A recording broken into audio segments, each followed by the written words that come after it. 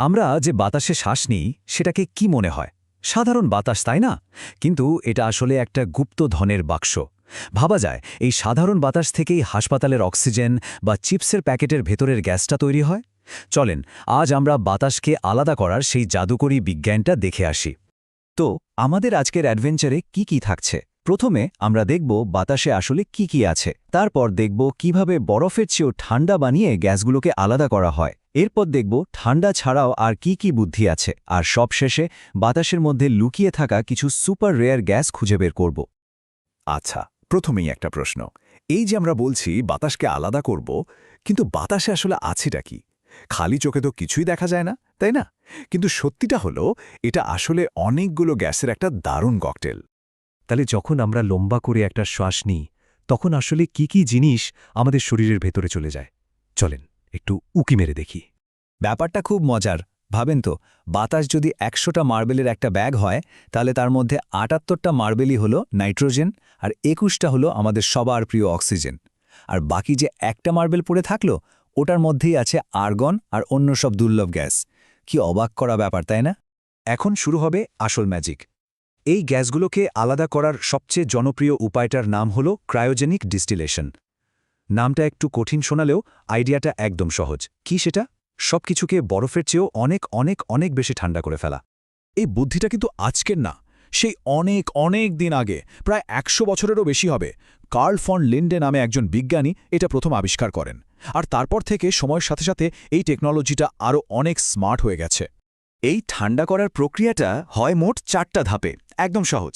প্রথমে বাতাসকে একটা মেশিনে ভরে খুব জোরে চাপ দেওয়া হয়, মানে একদম চিপে ফেলা হয়। এরপর এর ভেতর থেকে সব জলীয় বাষ্প আর ময়লা একদম ঝেঁটিয়ে বিদায় করা হয়। ৩ নম্বর ধাপে বাতাসটাকে -১৮০ ডিগ্রি সেলসিয়াসের মতো মারাত্মক ঠান্ডা করা হয়, মানে একদম পানি বানিয়ে ফেলা হয়। আর সবশেষে এই তরল বাতাসকে আলাদা করার জন্য পাঠিয়ে দেওয়া হয়। এই ছবিটা দেখলে পুরো ব্যাপারটা পানির মতো পরিষ্কার হয়ে যাবে। দেখেন কিভাবে সাধারণ বাতাসকে একদিক দিয়ে কারখানায় ঢোকানো হচ্ছে, তারপর সেটা বিভিন্ন মেশিনের ভেতর দিয়ে গিয়ে পরিষ্কার হচ্ছে, ঠান্ডা হচ্ছে, আর শেষমেশ অন্যদিক দিয়ে একদম খাঁটি অক্সিজেন আর নাইট্রোজেন হয়ে বেরিয়ে আসছে। দারুণ না? এই পুরো প্রক্রিয়ার আসল কৌশলটার নাম হল আংশিক পাতন।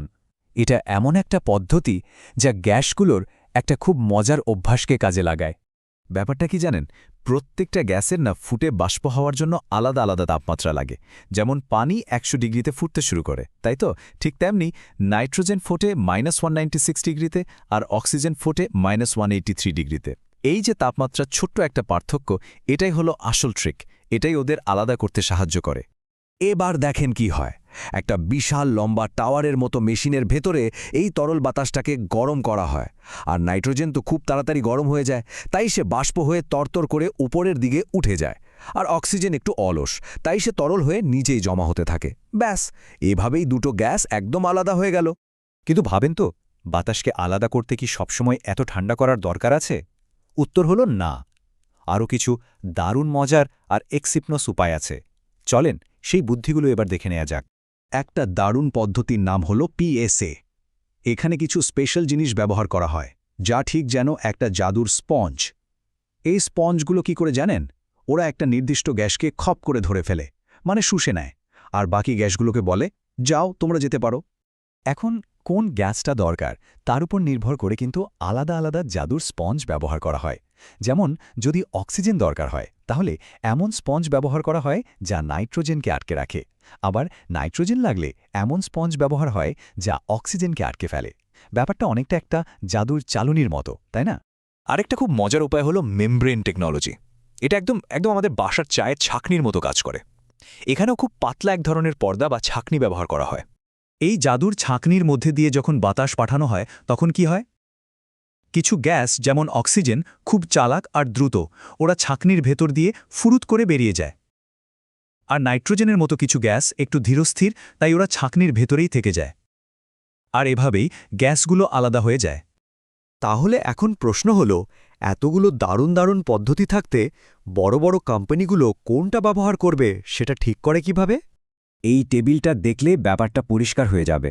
দেখেন, ক্রায়োজেনিক পদ্ধতিটা হলো অনেকটা বিশাল ট্রাকের মতো। এটা দিয়ে সবচেয়ে খাঁটি গ্যাস আর অনেক পরিমাণে তৈরি করা যায়।